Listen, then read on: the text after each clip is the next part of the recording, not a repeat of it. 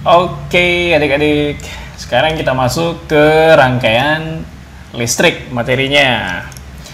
Untuk rangkaian listrik yang saya jelasin di sini nanti ada rangkaian paralel, ada rangkaian seri.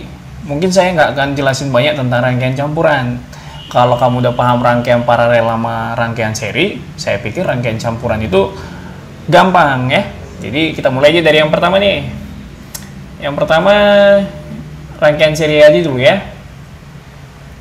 Rangkaian seri.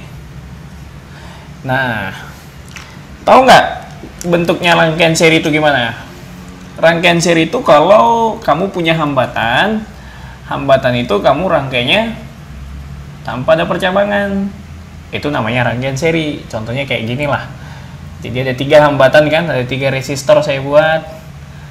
Kemudian saya rangkai tanpa percabangan. Saya namakan R1, R2, R3 masing-masing. Kemudian dihubungkan ke baterai. Baterainya ini katakanlah potensialnya sebesar V. Ya.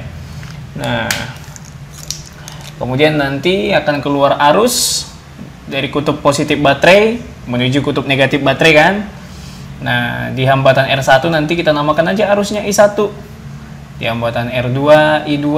Di hambatan R3-nya I3. Gitu dia. Kalau untuk rangkaian seri, syaratnya kamu ingat aja ya. Syaratnya nilai arus yang keluar dari baterai, nilai arus yang keluar dari baterai ini bisa juga kamu bilang I total lah itu ya. I total itu nilainya sama dengan I1 sama juga dengan I2 sama juga dengan I3. Artinya rangkaian seri itu nilai arus yang mengalir di masing-masing hambatan nilainya sama. Oke, itu yang pertama.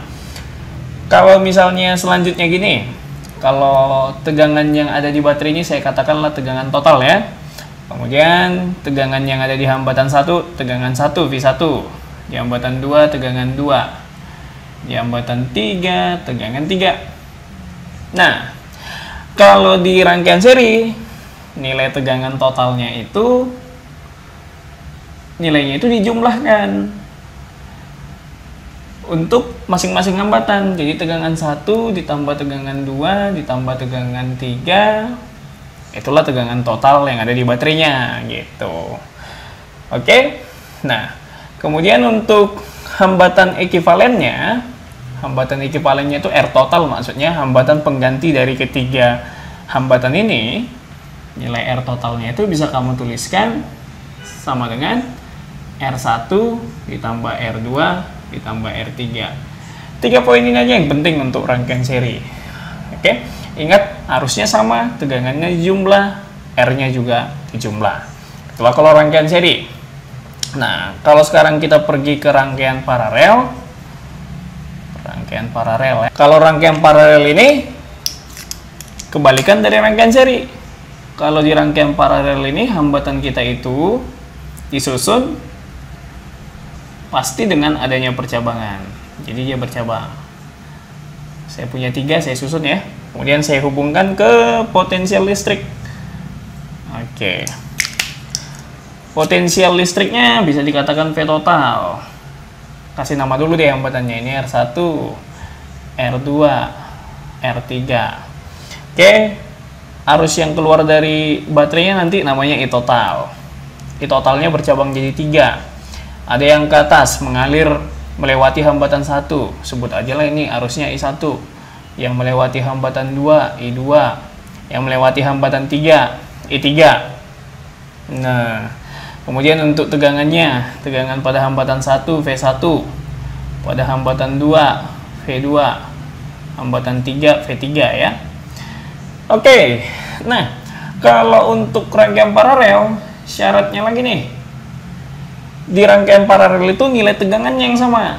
Jadi tegangan yang ada di baterai, tegangan total itu sama dengan tegangan di hambatan 1 sama dengan tegangan di hambatan 2 sama dengan tegangan di hambatan 3. Kalau untuk arus totalnya yang keluar dari baterai itu kan bercabang jadi 3. Ini kan arus total ini harus masuk nih. Kalau kamu udah tahu hukum Kirchhoff sih, arus masuk itu sama dengan arus keluar. Itu bunyi hukum pertamanya kan. Jadi I total ini masuk, yang keluarnya jadi I1, I2, I3. Berarti I total itu sama dengan I1 ditambah I2 ditambah I3. Begitu dia. Nah, kemudian kalau mau cari hambatan totalnya, kamu pakai rumusan 1 per R. 1 per R total sama dengan 1 per R1 ditambah 1 per R2 ditambah dengan 1 per R3. Jadi ada 3 poin ya untuk masing-masing hambatan yang perlu kamu ingat. Bagaimana aturan arusnya, tegangannya, kemudian hambatannya. Ini untuk yang seri, yang ini untuk yang paralel. Oke. Contoh soalnya bisa banyak sih kalau untuk rangkaian listrik ini. Bisa nanti yang ditanyakan bermacam-macam lah. Bisa arus, bisa tegangan, bisa juga hambatan, bisa juga daya, energi. Ya, yang penting kamu pahami aja. Inilah aturan untuk rangkaian seri dan ini aturan untuk rangkaian paralel.